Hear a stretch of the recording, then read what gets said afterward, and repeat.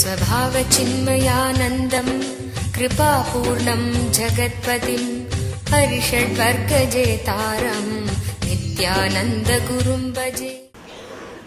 सदाशिवसमारम्भां शङ्कराचार्यमध्यमाम् अस्मदाचार्यपर्यन्तं वन्दे गुरुपरम्पराम्. For thousands of years, monks and nuns have dedicated their entire lives for the goal of enlightenment. So few seem to attain the goal. What is the chance for an ordinary seeker? One thing, monks and nuns' goal of enlightenment, only in the initial level, when they broke the social bondage or family and entered into the monk life or nun life, only that time the spirit or the inspiration is alive in their system. Once they enter into monastery or nunnery, cool down, settle down, cool off, and they become much worse than normal so-called householders. At least a normal householder is constantly reminded he is not enlightened by the spouse. But in the monastery or nunnery, there is nobody to remind. Understand, monastery is the worst place to live. Our ashram is not monastery. Ashram. Ashram will become monastery when master is dead. Monastery plus master is ashram. Our ashram is a living ashram. I will be constantly reminding them that they are not enlightened. They have to work. I will be constantly giving them the opportunity to take jumps. I will not be letting them relax. But the monastery or nunnery is run based on dead rules. One more important thing. At least in Vedic tradition, the chance for when you take the sannyas, the jump is supposed to be too big. But in the monasteries or nunneries, Christian monasteries or nunneries, not too big, because the same comfortable the atmosphere which you had in the house, secure, safe, morning to evening routine, everything is there. The monastery also, sometimes little more comfortable than the ordinary home, the monasteries and nunneries. But in the Hindu tradition, you don't have any monastery or nunnery. If you want to become Swami, leave the house and start wandering, street to street, house to house, beg and eat. So the jump needs to be too big. At least once the jump can happen. The other traditions which has got a huge monasteries, nunneries, I have seen many people become monks or nuns seeing the great huge monasteries. Oh, such big place, I think better let us become Swamis or monks or nuns. So, monastery is not the place to live. Monastery is the place to leave the body, not to live. That is not the becoming monk or nun does not mean that the seeking is kept alive in them. Many people, after the first jump, they don't have any more energy left for continuously taking any further decision. That is why they remain as monks and nuns. Not because they are alive. There are so many people who are not divorced, living in the family for social reasons. Not because they enjoy the family life or enjoy each other's company. For social reasons, how they live, not divorced, are living as a family. Same way, for social reason, many people live without leaving the monastery, without leaving the nunnery. That is the worst thing. That is the worst thing can happen. And I already took all the steps that my ashram do not become one more monastery, do not become one more nunnery. After, see, first, the great spirit, you take the jump. Immediately, this is the biggest danger in the becoming monks or nuns. I always remind my swamis and my brahmacharis this danger only. When you take first the jump, after the jump, naturally after a big curve, there will be low curve. When your energy is settling or relaxed, you pick up wrong friends who are completely cool and you think, oh, they are also like this, why can't I be like that? You pick up wrong examples, people who don't have inspiration. You feel connected to them and start living like them in the depression. I always tell people, in monastic life or life of a nun, the friends you pick up are going to play the major role. They are going to play the major role. They are going to play the role of your family. How your family was molding you, guiding you, unconsciously taking you. Same way, the friends you pick up in monastery or nunnery are going to be the people who, whether only they are going to decide whether you are going to be an inspired, enlightened being or a dull, dead monk or dull, dead nun. Friends you pick up, whether you pick up a highly energetic, inspiring, whenever you come down, they will give their hand and they will remind you all the initiations you had from the master and just put you up.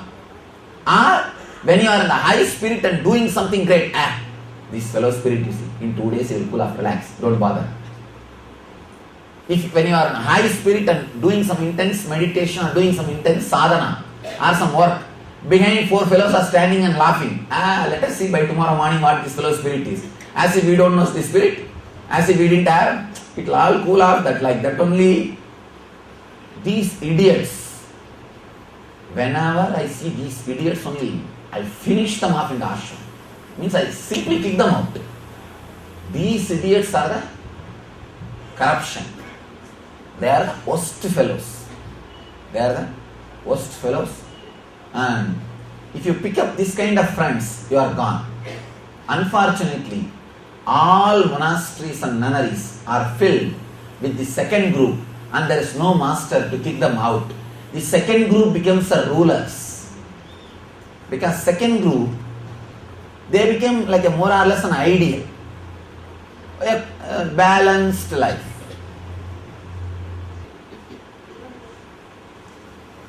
That is why in the Vedic tradition, ashrams had all 4 orders. It was not just, we don't even actually have an equivalent word for monastery in Sanskrit. We don't have an equivalent word for monastery in Sanskrit. Ashramam means all 4 varnas will stay, reducing their difficulties. Understand? Reducing their difficulties. All 4 people. Means the brahmachari, married person, vanaprasthi, sannyasi. We had a beautiful step-by-step procedure to go through. All 4 classes will stay. That is why I am trying to bring that same system back. See, for example, many youngsters, they are just, lost in my presence, in my nearness, or the joy or the bliss they experience being around me, or they are just lost. Just because they are just, in tune with me or feeling connected to me, it does not need they should become Swamis or Swaminis. Swamis or Swaminis decision is supposed to be made on the engraved memories which they brought when they created the body. Not just because they fell in tune with me. Just because they feel connected. I will never force them or give them the pressure to become Swamis or Swaminis because I need workers. No.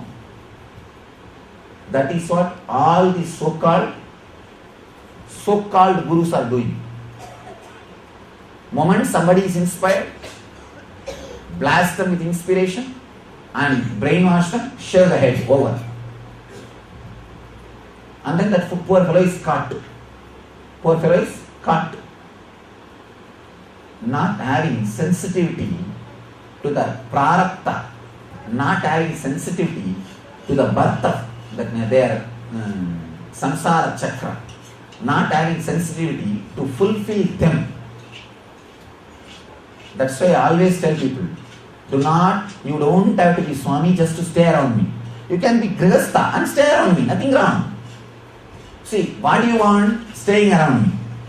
Because you feel That's a great thing you need.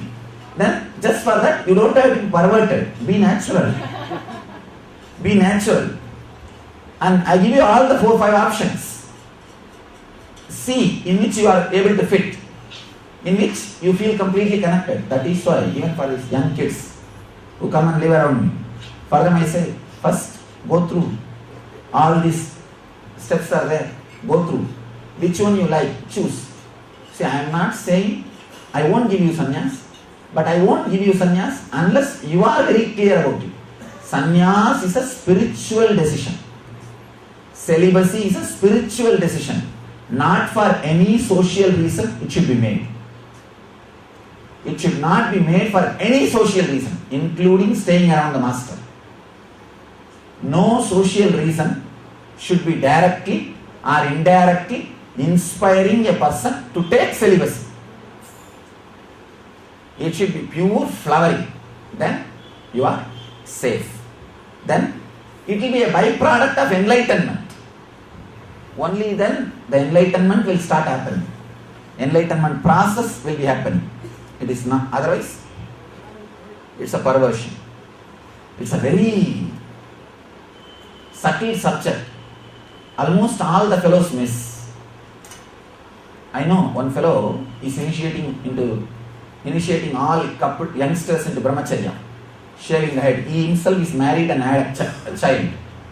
And this fellow has no right to initiate people into brahmacharya because he doesn't know the path.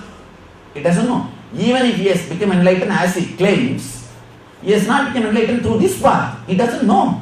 He has no right. Just because he has got some power to mesmerize or hypnotize people, and people want to live around him, abusing lives left and right, initiating them into brahmacharya and shaving the head and not giving any proper technique or method or anything, just straight away left and right, and these guys are suffering in deep depression.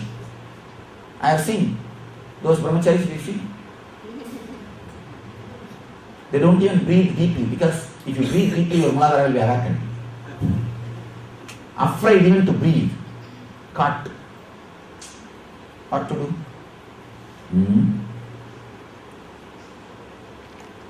You need sensitivity for lives. You need sensitivity for lives. I always tell people, only a person who has gone through the path clearly, in all dimension, in all angle, will have the sensitivity to every individual and the life source of individual. Your life source is as of now samskaras. See, only when you become enlightened, your life source will become causeless energy or the sourceless light, tejas. Till then, your life source is only samskaras. Early morning you can get out of the bed only if you remember somebody whom you want to meet or whom you want to see, or some work which you want to do. So as of now your life source is nothing but samskaras. So we should be sensitive to the samskaras. We should be cooperating to the samskara force. That blessed are the people who are caught by enlightened masters.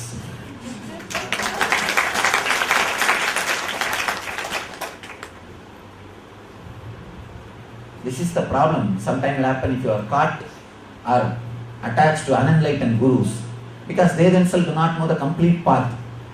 They will be traveling in some path with a lot of struggle. They will make you also do the same struggle, thinking, see, just because they have the faith that they are going to achieve, that does not mean they are authorized to teach the path in which they are struggling to you. They may have the faith, they may be honest, nothing wrong, but they have no right to share the technology with you unless they achieve the ultimate, and they are in the space where they don't need the technique anymore. They themselves are traveling and using some technique, maybe honest or sincere in their striving, but without seeing, if they put you also in the same struggle or striving, you are in trouble.